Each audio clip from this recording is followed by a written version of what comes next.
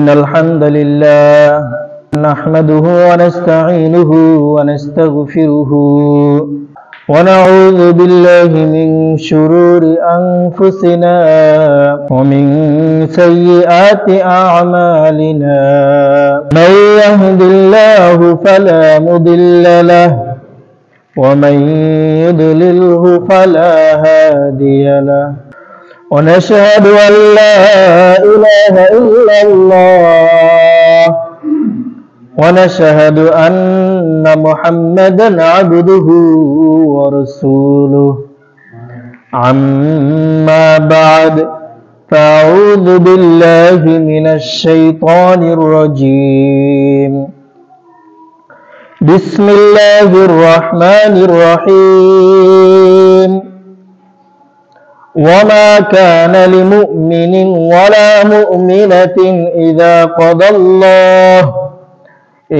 قضى الله ورسوله أمرا أن يكون لهم الخيرة وقال النبي صلى الله عليه وسلم أنا خاتم النبيين لا نبي بعد. عن ابن مسعود رضي الله تعالى عنه قال يكون في أخير الزمان قوم يحضرون السلطان يحكمون بغير حكم الله لعنة الله عليهم. আল্লাহ রাব্বুল আলামিন দরবারে অগণিত শুকর জ্ঞাপন করছি যে মহান রব আমাদেরকে তার হুকুম মানার জন্য তার ঘরে সবার প্রথম এসে কালামুল্লাহ শরীফের তিলাওয়াত কালামুল্লাহ শরীফের বাণী শোনার তৌফিক দান করেছেন। এই জন্য সকলে দিল থেকে শুকর আদায় করে বলি আলহামদুলিল্লাহ। আল্লাহ পাক রব্বুল আলামিন আমাদের জন্য এই জগতের মাঝে শ্রেষ্ঠ জীব হিসাবে আমাদেরকে ঘোষণা করেছেন এবং আল্লাহ রাসূল সাল্লাল্লাহু আলাইহি ওয়াসাল্লাম বলে দিয়েছেন আল ইসলাম আলা খামস, তুমি শ্রেষ্ঠ মানুষ হবে তখন যখন তোমার ভিতরে পাঁচটি জিনিস পাওয়া যাবে। শাহাদাতু আল্লা ইলাহা ইল্লাল্লাহ ওয়া ইকামিস সালাত ওয়া ইতাইজ যাকাত ওয়াল হজ ওয়া সাওমি রমাদান।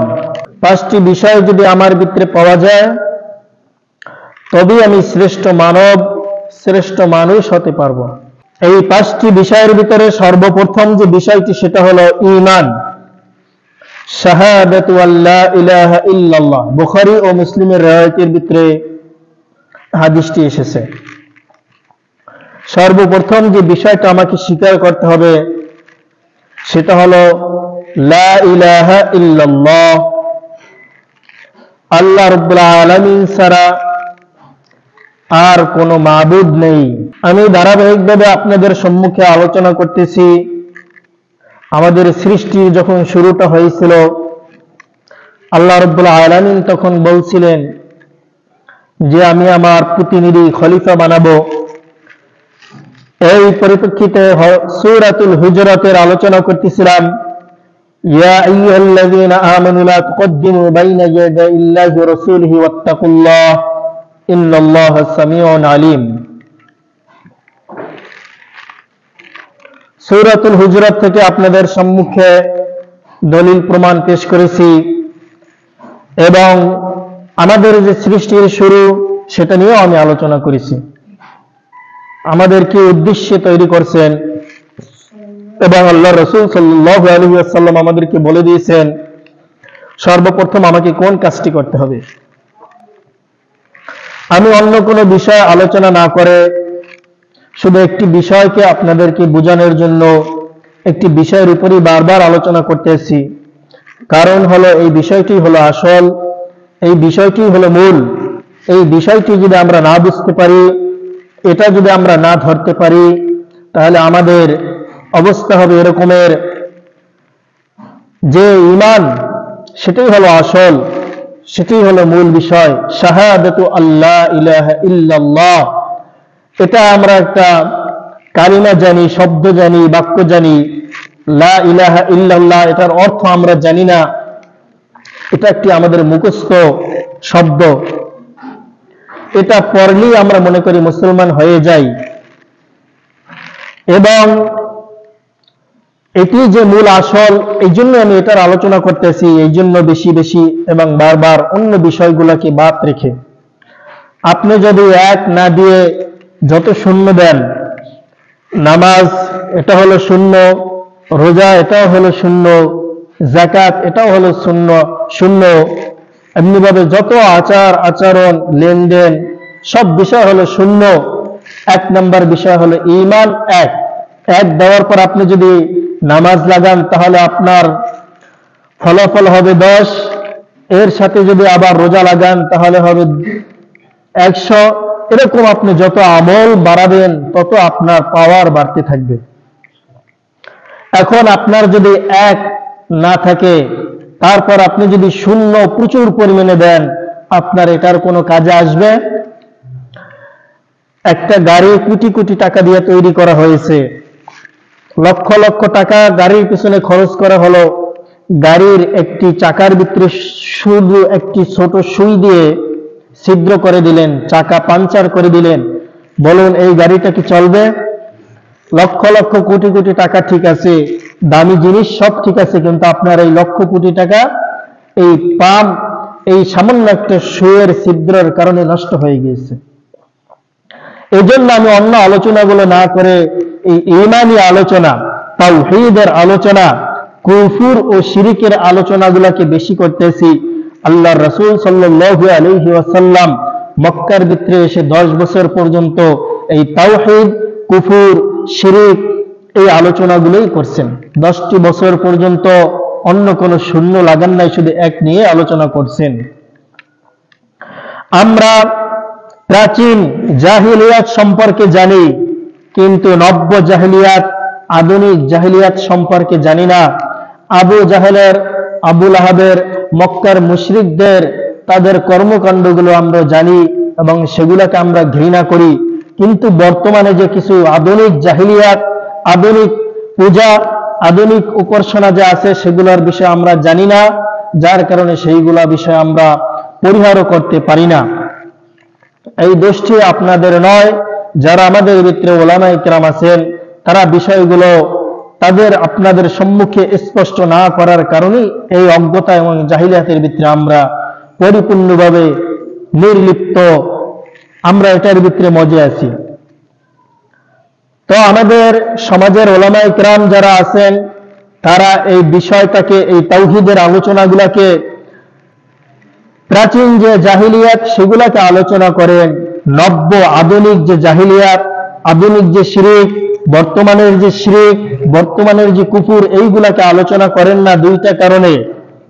আমাদের বর্তমানের উলামায়ে কিরাম এই আধুনিক শিরক, আধুনিক কুফর, নতুন শিরক, নতুন কুফর, নতুন বেদাত সম্পর্কে আলোচনা করেন না দুইটা কারণে। এক নম্বর কারণ হলো হয়তো তারা জানেন না, এক নম্বর কারণ হলো তারা জানেন না, 2 নম্বর কারণ হলো তারা জানেন কিন্তু বলেন না।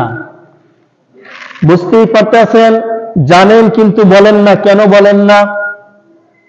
যে বিষয়টাকে আপনাদের সম্মুখে আমি প্রতি জুমায় বারবার উল্লেখ করতেছি, এটা জানার পরেও যদি বললে কি পরিমাণ বিপদ আসতে পারে, এই বিপদের ভয়ে তারা বলেন না, এই বিষয়টাকে এড়িয়ে চলে যান। এর দ্বারা যারা ইমাম আছেন তারাও ক্ষতিগ্রস্ত, যারা মুসল্লি আছেন তারাও ক্ষতিগ্রস্ত হয়ে যাচ্ছেন। এই জন্য আমি এই এককে ঠিক করার জন্য একই আলোচনাকে বিভিন্ন আঙ্গিকে, বিভিন্ন ভাষায়, বিভিন্ন পরিভাষায় বোঝানোর চেষ্টা করতেছি। বাকি ওমা তৌফিকে ইল্লা বিল্লাহ, আল্লাহ রাব্বুল আলামিন যতটুকু বোঝার তৌফিক দান করবেন সেতটুকু আমল করতে পারবেন। আল্লাহর রাসূল সাল্লাল্লাহু আলাইহি ওয়াসাল্লাম দোয়া করছেন আল্লাহর কাছে, হে আল্লাহ, ওমর এবং আবু জাহেল এই 2 ব্যক্তির ভিতরে একজনকে আপনি ঈমান দান করেন। আল্লাহ রাব্বুল আলামিন ওমর রাদিয়াল্লাহু তাআলা আনহু কি কবুল করছেন, আবু জাহেলকে কেন কবুল করেন নাই? ওমর রাদিয়াল্লাহু তাআলা আনহু তিনি আল্লাহর রাসূলের গর্দান নেওয়ার জন্য চলে গিয়েছে, আবু জাহেল কিন্তু এরকমের স্পর্ধা কখনো দেখায় নাই। তারপরেও তার কবুল, তার ভাগ্যে ঈমান জুটলো, কিন্তু আবু জাহেলের কেন ঈমান আসলো না? আবু জাহেল জানতো আল্লাহ রাসূল সাল্লাল্লাহু আলাইহি সাল্লাম সত্য নবী, তিনি হক, এই কথাটা জানতো, বুঝতো। ওমর রাদিয়াল্লাহু তাআলা আনহু তিনি হৃদয়ঙ্গম করতে পারেননি, বুঝতে পারেন নাই। তিনি বাহ্যিকভাবে মনে করছেন আমার বাপদাদা যেটা করছেন সেটাই সঠিক, ইনি আবার নতুন করে কি করতে আসছেন। এই জন্য তিনি রাগান্বিত হয়ে চলে গিয়েছিলেন। কিন্তু তার সম্মুখে যখন কোরআন তেলাওয়াত শোনানো হলো, তিনি যখন কোরআন তেলাওয়াত শুনলেন তার বোনের কাছ থেকে, তখন তিনি বুঝতে পারলেন না, আমার বাপদাদারটা ভুল, এটাই সঠিক। যার কারণে আল্লাহ রাব্বুল আলামিন তাকে ঈমান নসিব করেছেন, ঈমান দান করেছেন। আবু জাহেল সে কোরআন শুনছে প্রতি রাতে, প্রায় রাতেই যে কোরআন তেলাওয়াত শুনতো, বুঝতো, কিন্তু মানতো না। এই কারণে আল্লাহ রাব্বুল আলামিন তাকে ঈমান নসিব করান নাই। তো আপনার সম্মুখে, আপনার কাছে যদি এক বালতি দুধ থাকে, এক কলসি দুধ থাকে, তার ভিতরে যদি এক ফোঁটা পেশাব দিয়ে দেন, তাহলে এই দুধটা খাবার উপযুক্ত আর থাকবে না। এমনি ভাবে আপনার আমল, আমার আমল, নামাজ, রোজা, হজ, যাকাত, তেলাওয়াত, সমস্ত ভালো কাজ আছে, কিন্তু আমার যে আসল যে ছিদ্র, চাক্কা পাংচার হয়ে গেছে, সেই বিষয়ে আমার কোনো ধারণা নাই। যার কারণে আমার এই সব বিষয় বরবাদ হয়ে যাবে। আমার শূন্য আছে অনেক, কিন্তু আমার সামনে এক নেই। যার কারণে আমার ওই 10, 100, 1000, 1 লক্ষ, 1 কোটি, 1 মিলিয়ন, 1 ট্রিলিয়ন হচ্ছে না, বরং সে শূন্য শূন্যই হয়ে যাচ্ছে। এই জন্য আমি এই বিষয়গুলোকে বারবার আলোচনা করি। অনেকের মনে প্রশ্ন জাগতে পারে, হুজুর আপনি বারবার কেন রাজনীতি নিয়ে আলোচনা করেন? আসুন এই বিষয়টা নিয়ে আমি আলোচনা করি, নাকি আপনারাই প্রত্যেক দিন 5 ওয়াক্ত নামাজের ভিতরে আলোচনা করেন, 5 ওয়াক্ত সালাতের ভিতরে আলোচনা করেন, প্রতি রাকাতের ভিতরে আলোচনা করেন, কিন্তু আপনারা আলোচনা করেন মুখস্থ না বুঝে। কিরকমের? একজন শাগরেদ, একটি গল্পের মাধ্যমে আমরা বুঝতে পারবো বিষয়টি। একজন শাগরেদ একজন উস্তাদের কাছে গিয়েছিলেন, যাওয়ার পর বললেন আমাকে শিখান। তিনি বললেন তুমি এই খাবারগুলো নিয়ে যাও পাশের বনের ভিতরে, এবং একটি জাল নিয়ে যাও, এবং সেখানে তুমি যা হয় তুমি আমাকে জানাবে সবকিছু। ওই ছাত্র কিছু দানা এবং জাল নিয়ে গেল পাশের বাগানে। যাওয়ার পরে পাখিগুলো বলতেছে শিকারি আয়েগা, জাল বিছায়েগা, দানা ফেলেগা, তুম পুকার নেই। যে শিকারি আসবে, জাল বিছাবে, দানা ফেলাবে, কিন্তু হে পাখি তুমি এটাকে খাবে না। আমরা জানি পশু পাখিকে যদি শিখানো যায় তাহলে তারাও কি করতে পারে? কথা বলতে পারে, কিন্তু তারা বুঝে না। তো এটা শোনার পর ছাত্র ভয় পেয়ে গেল, হায় রে, এ তো দেখতেছি খুব বুঝমান পাখি, এ পাখিকে আমি কিভাবে শিকার করব? আমার ওস্তাদ যে বললেন আমাকে শিকার করে নিয়ে যাওয়ার জন্য। এখন যাই হোক, তারপরও ওই ছাত্র দানা ফেলালো এবং জাল বিছালো আর পাখিকে ধরে নিয়ে আসলো। এই বিষয়টা এসে ওস্তাদের সম্মুখে যখন বলল যে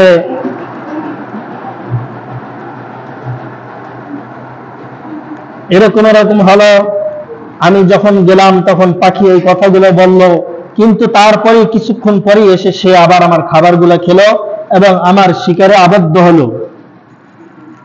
ওস্তাদ তাকে বুঝাইতে চাইলেন, তুমি যে লা ইলাহা ইল্লাল্লাহ বলছো, তোমার বলাটাও এরকম, তুমি মুখে মুখে বলতে আছো লা ইলাহা ইল্লাল্লাহ, হুকুম কারো চলবে না।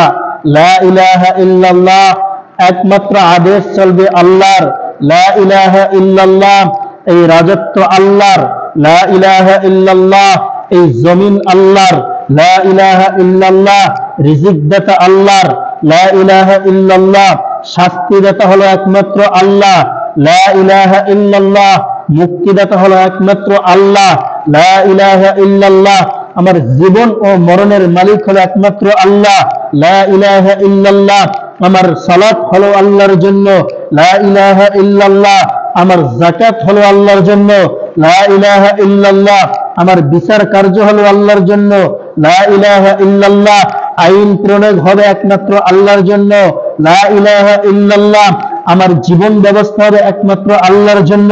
এই জিনিসগুলো শুধু তুমি মুখস্থ করছো, কিন্তু তুমি এটার বাস্তবতা বুঝে নাই, বাস্তবতা জানো না, যার কারণে বারবার ওই পাখিগুলোর মতো তুমি মুখে মুখে বলো ঠিকই আলহামদুলিল্লাহি রাব্বিল আলামিন, তুমি বারবার বলতে আসো সমস্ত জগতের রাজা হলো আল্লাহ, আর যখনই তোমার সম্মুখে বলা হয় রাজনীতির কথা কেন বলো, তখন তুমি বলো রাজনীতি হলো দুনিয়া কি বিষয়, অথচ তুমি প্রত্যেক রাকাতের ভিতরে প্রত্যেক সালাতের ভিতরে বলতে আসো আলহামদুলিল্লাহি রাব্বিল আলামিন, সবকিছু চলবে এক আল্লাহর জন্য।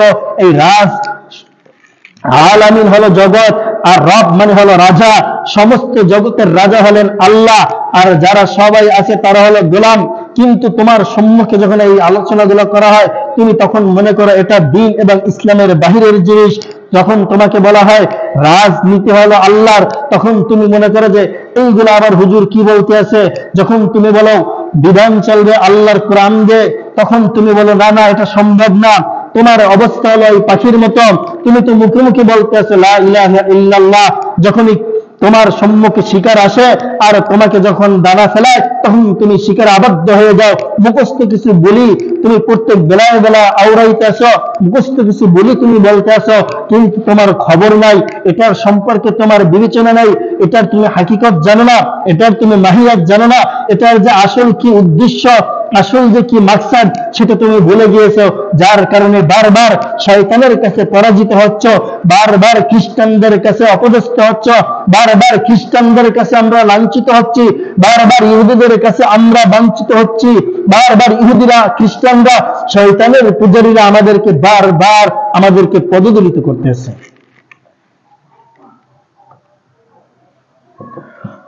তো আমাদেরকে আগে বুঝতে হবে রাজনীতি, রাজ অর্থ রাজা, নীতি অর্থ হইল আইন। শরিয়াতে ইসলাম আমরা বলি, শরিয়াত হইল বিধান, শরিয়াত আরবি শব্দ, এটার অর্থ হইল বিধান। শরিয়াত অর্থ হলো আইন, রাজ অর্থ হলো রাজা, নীতি হইল বিধান। তো রাজার বিধান, এখন আপনারা বলুন রাজা কে?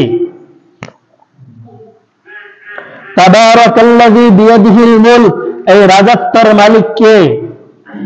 আপনি সূরা ফাতিহার ভিতরে বলতে আছেন মালিক, মালিক অর্থ হইল রাজা, মালিক অর্থ রাজা। আপনি প্রতি রাকাতের ভিতরে বলতে আছেন মালিক ইয়াউমিদ্দিন, এই আসমান জমিন দিন আখিরাত যা কিছু আছে সব কিছুর রাজা হলেন আল্লাহ, আর নীতি হইল বিধান। তো রাজনীতি হইল রাজার বিধান, রাজনীতি হলো রাজার নীতি, রাজনীতি হলো রাজার হুকুম, রাজনীতি হলো রাজার আদেশ, রাজনীতি হলো রাজার প্রদেশ।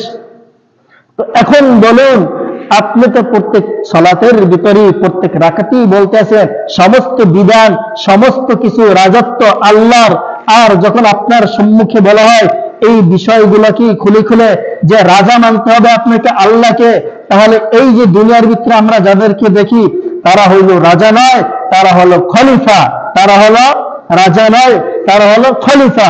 খলিফা অর্থ হইল স্থলাভিষিক্ত, খলিফা অর্থ হইল গোলাম, খলিফা অর্থ হইল গোলাম, খলিফা অর্থ হইল দাস। ওই রাজার হলো দাস যে ওই রাজার বিধানকে সে বাস্তবায়ন করবে। এখন এই জায়গায় এসে আমরা হাউমাউ করে ফেলি, এই জায়গায় এসে আমরা গলিয়ে ফেলি, এই জায়গায় এসে আমরা পেঁচিয়ে ফেলাই যে আসলে এখন যদি আমি এই কথা বলতে যাই যে বিধান এবং রাজ হলেন আল্লাহ, রাজা হলেন আল্লাহ এবং নীতি হলো তার, তখন আমি বলি যে না,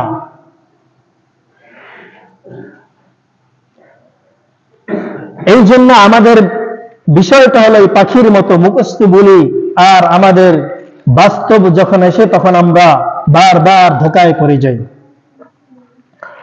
তো এখন আমাদেরকে ধোঁকা দেওয়া হচ্ছে ইসলামী গণতন্ত্র নামে, ইসলামী গণতন্ত্র নামে। ইসলাম আপনারা জানেন আল্লাহ রাব্বুল আলামিনের একটি বিধান, আর তন্ত্র হইল যে বিধা আইন। এই বিষয় আপনাদের সম্মুখে আমি আলোচনা করতেছি এবং বুঝাচ্ছি বারবার যে এই বিষয়টাকে যদি আপনারা বুঝতে পারেন, এখান থেকে যদি বের হতে পারেন, তারপর যদি একবার আপনি আল্লাহ শব্দ বলেন, এটাই আপনার নাজাতের জন্য যথেষ্ট হয়ে যাবে।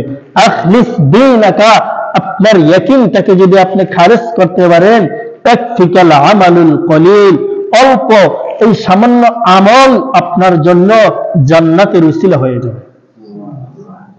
কিন্তু আপনি যদি এটাকে আপনি যদি ঠিক না করেন, পরিশুদ্ধি না করেন, তারপর যা কিছুই করেন সব কিছু হয়ে যাবে ফাঁকা, এর বিনিময়ে কোনো প্রতিদান পাবেন না। এই জন্য এই বিষয়টা আল্লাহর রাসূল সাল্লাল্লাহু আলাইহি সাল্লাম 10 বছর পর্যন্ত প্রত্যেকটা মানুষকে হাতে কলমে ধরে ধরে শিখাইছেন। একদিন আর 2 দিন নয়, 10 বছর পর্যন্ত শিখাইছেন। এখন আসুন, ইসলামী গণতন্ত্র যে বলা হয়, এটার আসল উদ্দেশ্য কি? গণতন্ত্র এটা দুইটা শব্দ, গণ অর্থ সাধারণ, তন্ত্র অর্থ বিধান, সাধারণ মানুষের বিধান। এটার ইংলিশে বলা হয় ডেমোক্রেসি। এটা একটি গ্রিক শব্দ, ডেমো অর্থ সাধারণ, ক্রাটি অর্থ হইল বিধান, সাধারণ মানুষের বিধান। আরবিতে বলা হয় আল জমহুরিয়া।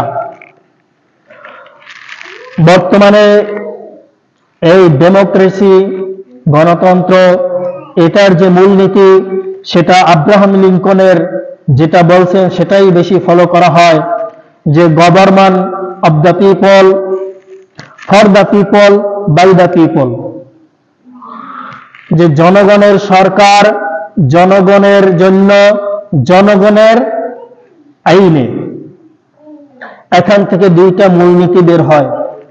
1 নাম্বার মূলনীতি হলো সমস্ত ক্ষমতার উৎস হলো জনগণ, for the people, by the people, এই দুইটা শব্দ থেকে মূলনীতি বের হয়। সমস্ত ক্ষমতার উৎস হলো জনগণ এবং সর্বভৌমত্ব ক্ষমতার মালিক হলো জনগণ। এখন বলুন তো, আপনি যে বললেন লা ইলাহা ইল্লাল্লাহ, আপনি যে বললেন লা ইলাহা ইল্লাল্লাহ, সমস্ত ক্ষমতার মালিক হলেন আল্লাহ, আর আপনি বলতেছেন সমস্ত ক্ষমতার উৎস হলো জনগণ। এখন আপনি যদি বলেন যে আমি এটাকে বিশ্বাস করি না, কেউ যদি বিশ্বাস না করে, তার ইখলাসে নিয়তের কারণে তার কর্মপদ্ধতি শুদ্ধ বলে বিবেচিত হবে না।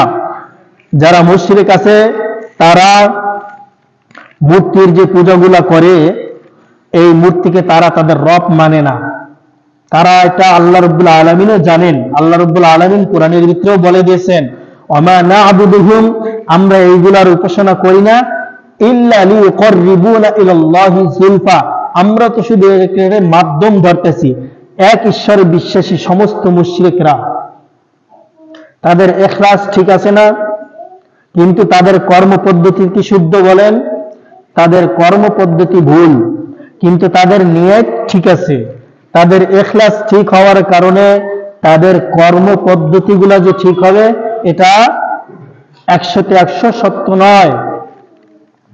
তারা এটা বিশ্বাস করে বিদায় তারা একটা মূর্তিকে 3 দিন পূজা করার পর 4র্থ দিন পানির ভিতরে নিয়ে ফেলে দেয়। তারা জানে এটা তাদের রব নয়, এটা জাস্ট একটা উপমা, একটা মাধ্যম। তাহলে এখন বুঝতে পারেন যে আমরা যে বলতেছি আমাদের ইখলাস ঠিক আছে, নিয়ত ঠিক আছে, এই গণতন্ত্র আমরা যদিও বলি, কিন্তু আমাদের মন তো আল্লাহর কাছে সায় দিচ্ছে। কিন্তু মন যদি সায় দেয়, সেটাকে যদি আপনারা বাস্তবে উল্লেখ না করেন, সেটার দ্বারা আপনার কোনো কাজে আসবে না।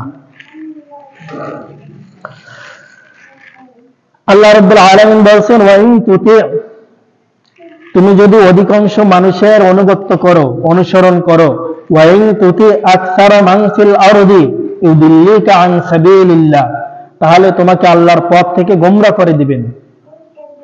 ওমা কানা লিমুমিনিন ওয়ালা মুমিনাতিন ইযা কাদাল্লাহু আমরান, ওমা কানা লিমুমিনিন ওয়ালা মুমিনাতিন ইযা কাদাল্লাহু ওয়া রাসূলুহু আমরান আইয়াকুনা লাহুমুল খিয়ারা। আমি যে বিষয়টা আপনাদেরকে বোঝাতে চাচ্ছি সেটা হলো, আমাদের কুফরি আমাদের মাথার মগজের ভিতরে ঢুকে গেছে। সেটাকে যদি আমরা না বুঝতে পারি, আমাদের আমলগুলো ব্যর্থ হয়ে যাবে। আল্লাহ রাসূল সাল্লাল্লাহু আলাইহি ওয়াসাল্লাম মক্কার মুশরিকদেরকে তার সাথে যে কম্পিটিশন লাগছে এই একটা কারণ, সে কারণটাই হলো এটা যে তারা বলছিল আমাদের কথা মানতে হবে। আল্লাহর রাসূল সাল্লাল্লাহু আলাইহি ওয়াসাল্লাম বলছেন না, আলা লাহুল খালকু ওয়াল আমর, সৃষ্টি যার, বিধান হবে তার, লা ইলাহা ইল্লাল্লাহ মালিকি ইয়াউমিদ্দিন, আমরা হলাম গোলাম আর রাজা হলেন আল্লাহ, সুতরাং তার নীতি চলবে, এখানে তোমাদের কোনো নীতি চলবে না। রাজাকে আল্লাহ, আমরা হলাম গোলাম, তো আল্লাহর যে বিধান সেটাকেই বলা হয় রাজনীতি, রাজার নীতি, সংক্ষেপে আমরা বলি রাজনীতি। তো বিধানটা চলবে আল্লাহর, একমাত্র আল্লাহ চলবে। তখন মুশরিকরা বলবো, ইয়াকুলুনা হাল্লানা মিনাল আমরি মিন শাই, আমাদের কি কোনো কথাই চলবে না, আমাদের কোনো গ্রাহ্য হবে না? আল্লাহ বলতেছেন, কুল, হে নবী আপনি বলে দেন, ইন্নাল আমরা কুল্লাহু লিল্লাহ, যত আদেশ, যত নির্দেশ, যত বিধান সব একমাত্র আল্লাহর, এখানে কারো কোনো নাক গলানের কোনো বিষয় থাকবে না, কোনো হস্তক্ষেপ থাকবে না। এই কারণে তারা আল্লাহর রাসূল সাল্লাল্লাহু আলাইহি সাল্লামের বিরোধিতা করা শুরু করছেন। না পেরে তারপরে কি করলো, আল্লাহর রাসূলকে বললেন, ঠিক আছে আমরা মিলেমিশে করি। এখন যেটা হচ্ছে যে তুমিও দল করো আমিও দল করি, জনগণ যাকে নির্বাচন করবে তারপরে আমরা কি করব, সেটা ফাইসালা করব।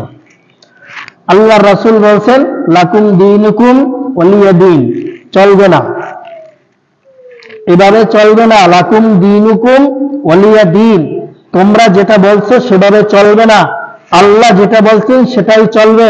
তোমাদের মন গড়া জিনিসগুলো নিয়ে তোমরা কিছুদিন শান্তিতে থাকো।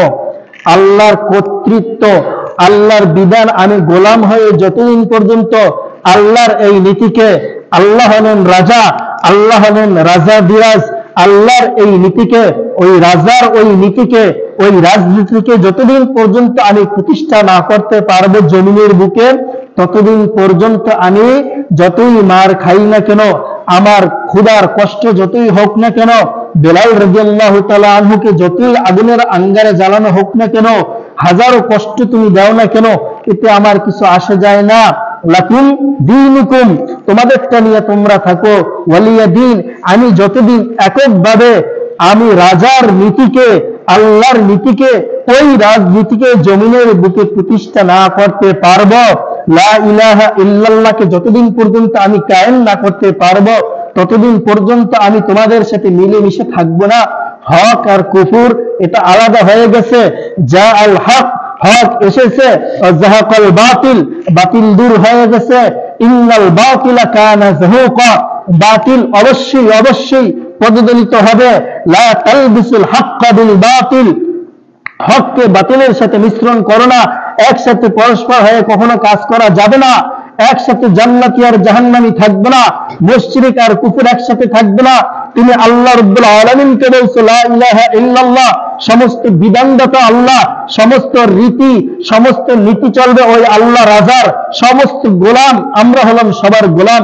সুতরাং তার বিধান যতদিন বাস্তবায়ন না হবে ততদিন পর্যন্ত চলবে এই মেহনত। তোমাদেরটা তোমরা নিয়ে কিছুদিন থাকো, আমাদেরটা আমরা যতদিন বাস্তবায়ন না করব, হয় আমরা দুনিয়া থেকে শাহাদাত পাবো, হয় শাহাদাত নয় খেলাফত, হয় আমরা আল্লাহর গোলাম হয়ে আল্লাহর বিধানকে বাস্তবায়ন করব, না হয় আমরা শাহাদাত পেয়ে যাব। আও নানসুর আও নামুত, হয় আমাদেরকে আল্লাহ সাহায্য করবে অথবা আমরা শাহাদাত বরণ করব, দুটোই আমাদের জন্য কল্যাণ। কিন্তু আমরা তোমাদের নেতৃত্বে, তোমাদের তাগুতের শয়তানের নিচে আমরা থেকে তোমাদের এই বিধানের সাথে আমরা তাল মিলিয়ে চলবো না। এই বিষয়টা আমরা আজকে বুঝতে পারতেছি না, যার কারণে আমরা বারবার পদদলিত হচ্ছি। গণতান্ত্রিক ইসলাম বলতে কোনো ইসলাম নেই। সাধারণ আপনি, এখন আমরা অনেকে মনে করি আমরা যদি ভোটের মাধ্যমে যেতে পারি, যে সংসদের ভিতরে আমরা এককভাবে যখন আমরা কি করব, আল্লাহর যত বিধান আছে, আইন আছে, আমরা সব পাস করে নেব ভোটের মাধ্যমে, এটা খারাপ কিতে? এটা তো খুব ভালো সংবাদ। এই জিনিসটা আমাদেরকে ধোঁকায় ফেলছে।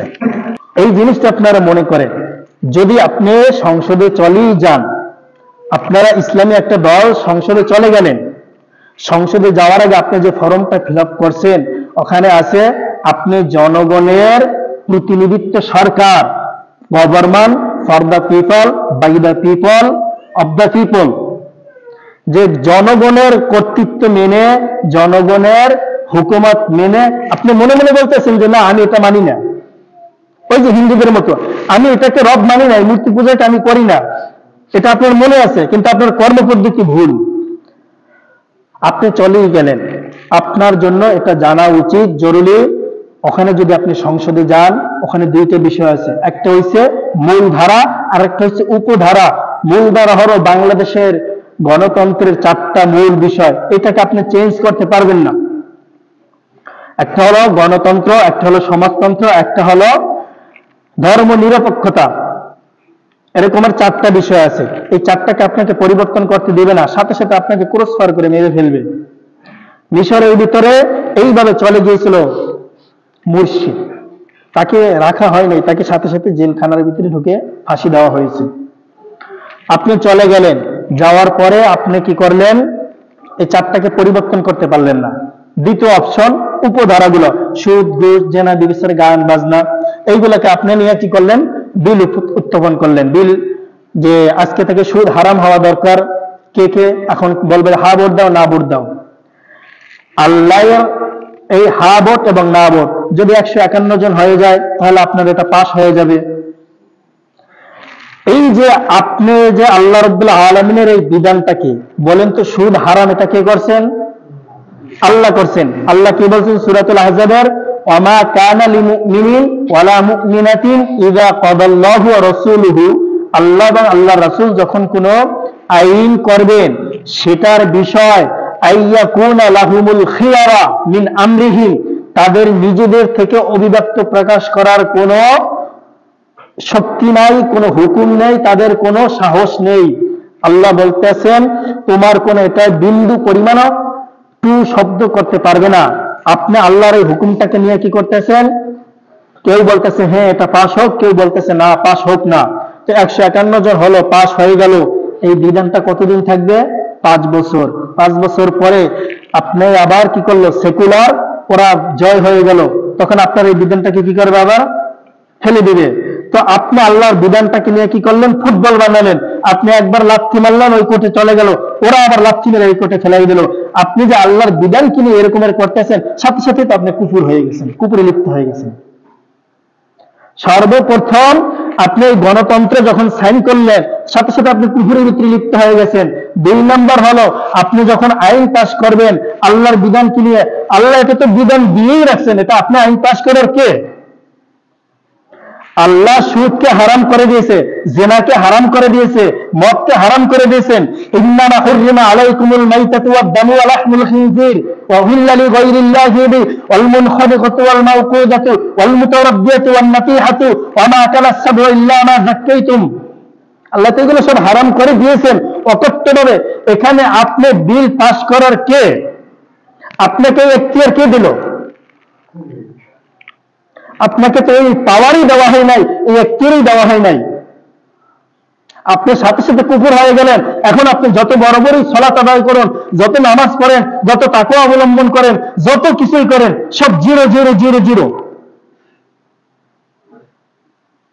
এই বিষয়টাকে বুঝতে হবে আপনার, যে আপনি কুফরের ভিতরে চলে যাবেন।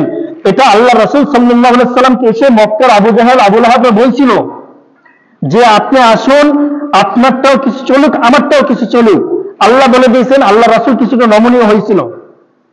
সূরাতুল ইসরা 15 নম্বর পারার 7 নম্বর পৃষ্ঠার ভিতরে আছে যে আল্লাহ রাসূল কিছুটা নমনীয় হয়েছিল, যে ঠিক আছে আমরা একটু তাল মিলিয়ে চলি, যদি ওরা মুসলমান হয়ে যায়, দেখি মিলেমিশে যদি চলতে পারি, তাহলে যদি তারা আস্তে আস্তে যদি ইসলাম বুঝে। আল্লাহ রাসূলকে আল্লাহ রাব্বুল আলামিন সাথে সাথে ধমক দিয়েছেন, কুল, হে নবী আপনি বলে দেন, ইয়া আইয়ুহাল কাফিরুন, হে কাফেররা, সাবধান শুনে রাখো, লা আবুদু মা তা'বুদুন, তোমরা যা কিছু করতেছো এর সাথে আমার বিন্দু পরিমাণ সম্পর্ক নেই। আমি যে বলছি লা ইলাহা ইল্লাল্লাহ, এটা যে বলছি আমি প্রত্যেক সালাতের ভিতরে বলতেছি মালিক ইয়াউমিদ্দিন, সমস্ত বিধান এবং রাজা, মালিক অর্থ রাজা, এই নীতি চলবে আল্লাহর। এরপরে মক্কার কুরাইশরা এসে বলল আমাদেরটাও কিছু মানো, তোমার 90% থাকুক, আমার 5% থাকুক, 2% থাকুক, তাও আমারটা মানো, একেবারে ফেলে দিও না। আল্লাহ বলতেছেন আলা লাহুল খালকু ওয়াল আমরু, সাবধান, বিন্দু পরিমাণ এখানে ছাড় দেওয়া যাবে না। ইনিল হুকমু ইল্লা লিল্লাহ, আল্লাহ যেটা বিধান দিয়েছেন বাস্তবায়ন করছেন, এক্ষেত্রে তোমার কোনো এখতিয়ার নেই, অধিকার নেই। ওয়ামা কানা লিল মুমিনিন ওয়ালা মুমিনাতিন ইযা কাদাল্লাহু ওয়া রাসূলুহু আমরান আইয়াকুনা লাহুমুল খিয়ারা, এটা কোনো অধিকারই নাই। আল্লাহ রাসূলকে বলছে ওয়া ইন তুতি, আপনি যদি এদের কথা মানেন, আকসারু মান ফিল আরদি ইউদিল্লুকা আন সাবিলিল্লাহ, আপনি এদের কথা শুনলে আপনাকে গোমরাহ করে দেবেন, আপনি মানতে পারবেন না। তো এই বিষয় কখনো ইসলাম কায়েম হবে না, এই চিন্তা ভাবনা আমাদের মাথা থেকে আগে দূর করতে হবে। 2 নম্বর হলো কিভাবে আজকে 100 বছর পর্যন্ত এইভাবে বিভিন্ন দল আছে বাংলাদেশে, উপমহাদেশে, আরো বিভিন্ন দেশে, কেউ পারছে করতে, কেউ পারেন নাই। আল্লাহ রাসূল সাল্লাল্লাহু আলাইহি সাল্লাম ইসলাম কায়েম করেছেন 2টা পদ্ধতিতে। 1 নম্বর পদ্ধতি হলো দাওয়াত, দাওয়াত দেওয়ার মাধ্যমে মদিনার ভিতরে একটি জায়গায় ইসলাম কায়েম করছেন, সেখান থেকে বিপ্লবের মাধ্যমে সশস্ত্র অবস্থায় মক্কার ভিতরে 10 বছর পরে আল্লাহ রাসূল ফিরে আসছেন সাহাবায়ে কেরামদেরকে নিয়ে। আবু জাহেল, আবু লাহাব ওদেরকে পদদলিত করে, টুকরো টুকরো করে, ছিন্ন বিচ্ছিন্ন করে আল্লাহ রাব্বুল আলামিনের একক আইন বাস্তবায়ন করছেন। 2টা পদ্ধতি, একটা হলো দাওয়াত, দাওয়াতের মাধ্যমে মদিনার ভিতরে ইসলাম প্রতিষ্ঠা হয়েছে, এবং 2 নম্বর হলো মক্কার ভিতরে ইসলাম প্রতিষ্ঠা হয়েছে জিহাদের মাধ্যমে, কিতালের মাধ্যমে, সশস্ত্র অবস্থায়। জিহাদের কথা আজকে শুনলে, কিতালের কাছে আজকে শুনলে, সশস্ত্র বাহিনীর কথা শুনলে সাথে সাথে অবস্থা খারাপ হয়ে যায়। পশ্চিমারা বলবে, আমেরিকা বলবে তুমি সন্ত্রাস, তুমি জঙ্গি, তুমি এই, তুমি সেই। আপনি তার মানে তাকে ভয় করতেছেন, তাকে সন্তুষ্ট করতেছেন। আল্লাহ বলতেছেন লান তারদা আনকাল ইয়াহুদ ওয়ালান নাসারা, এই ইহুদিরা, এই মুশরিকরা, এই ব্রিটেনরা, এই আমেরিকারা, এই ইন্ডিয়ারা লান তারদা, কখনো তোমার প্রতি সন্তুষ্ট হবে না, হাত্তা তাত্তাবিয়া মিল্লাতাহুম, যতদিন তুমি পরিপূর্ণ ওদের ধর্মকে অনুসরণ না করবে। তুমি কি রকমের সেকুলার ভাব দেখাচ্ছ যে তাদেরকেও খুশি করে চলবে, আল্লাহকেও খুশি করে চলবে, শয়তানকেও খুশি করে চলবে, আল্লাহকেও খুশি করে চলবে।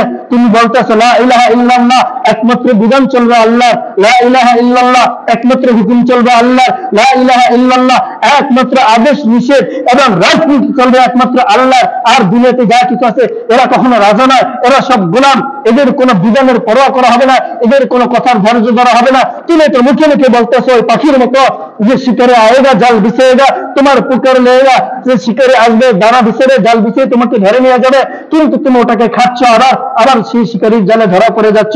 এটা তো হলো ওই পাখির মতো, তুমি মুখে মুখে শুধু গুলি বলতে আসো, কিন্তু বাস্তবে তোমার হলো ফাঁকা।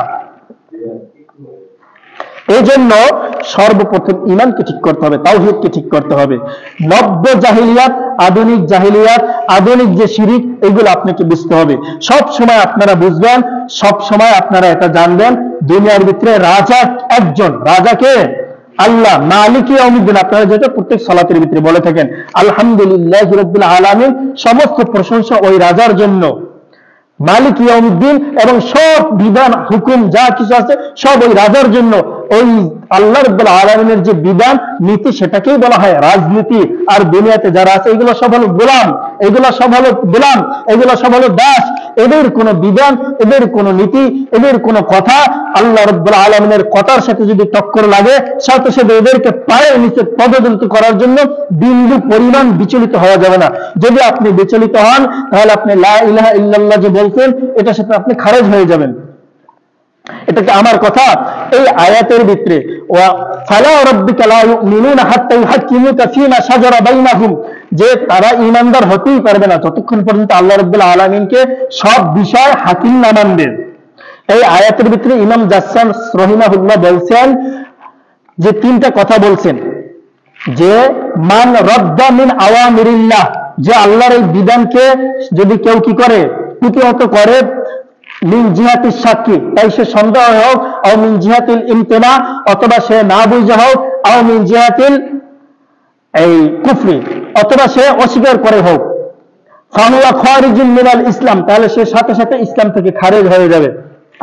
আবু বকর রাদিয়াল্লাহু তাআলা আনহুর সময় কিছু লোক বলছে আমরা যাকাত দিব না। আবু বকর রাদিয়াল্লাহু তাআলা আনহু বলছেন তাদেরকে কতল করো, তাদেরকে বন্দী করো। বলেন তো কোন মুসলমানকে কতল করা জায়েজ আছে? বন্দী করা জায়েজ আছে? তো ওই লোকগুলা তো নামাজ পড়ছিল, সবকিছু করছিল, শুধু যাকাত দিতে অস্বীকার করছে, ইস্তেহাদ করে। তো আল্লাহ রাব্বুল আলামিনের কোন বিধানের ক্ষেত্রে বিন্দু পরিমাণ ছাড় দেওয়া যাবে না। যদি আপনি না দেন তাহলেই আপনি সর্বোচ্চ ঈমানদার, আপনি মুমিন বলে গণ্য হবেন। আর যতদিন আপনি ঈমানদার না হতে পারবেন, যতদিন পর্যন্ত আপনি এই জিনিসগুলাকে দিল থেকে বের না করতে পারবেন, যে এই যে ভোট, এই গণতন্ত্র, এইগুলোর মাধ্যমে ইসলাম কায়েম করবেন, এগুলো যতদিন পর্যন্ত জেহেন থেকে না বের হবে ততদিন পর্যন্ত আপনি খাঁটি মুমিন হতে পারবেন না। তাহলে কি পদ্ধতি? আল্লাহ রাসূল যে পদ্ধতি করছেন সেই পদ্ধতি, আল্লাহ রাসূল যে পদ্ধতি বলছেন, যে পদ্ধতি করছেন, এটাই সূরা হুজুরাতের প্রথম আয়াতের ভিতরে বলছেন, লা তুকদ্দিমু বাইনা ইয়াদাইল্লাহি ওয়া রাসূলিহি ওয়াত্তাকুল্লাহ, তোমরা আল্লাহ এবং আল্লাহর রাসূলের বিধানের এক মুহূর্ত সামনে যাবে না। ওয়াত্তাকুল্লাহ, ওই আল্লাহকে ভয় করো, যে আল্লাহ ইন্নাল্লাহা সামিউন বাসীর, যা সবকিছু তোমাদের শোনেন, আর বাসীর, তোমাদের সব বিষয়গুলো দেখেন। তোমরা দুনিয়াকে ভয় পাচ্ছ, আমেরিকা যে তোমাকে জঙ্গি বলবে, সন্ত্রাস বলবে, তুমি এই জিনিসকে মাথায় রেখেছো, এটা তো কয়েকদিন, তোমার মরার পরে কি হবে এই বিষয়টা তোমার মাথায় আসতেছে না কেন? মরার পরে যে ফায়ুআযযিবু আযাবাহু আহাদ, এমন শাস্তি দেওয়া হবে যা কাউকে শাস্তি দেওয়া হবে না। এই জন্য আমাদের সর্বপ্রথম ঈমানকে দুরুস্ত করতে হবে, ঈমানকে, তাওহীদকে ঠিক করতে হবে। আল্লাহ রাব্বুল আলামিন আমাদেরকে আমল করার তৌফিক দান করেন।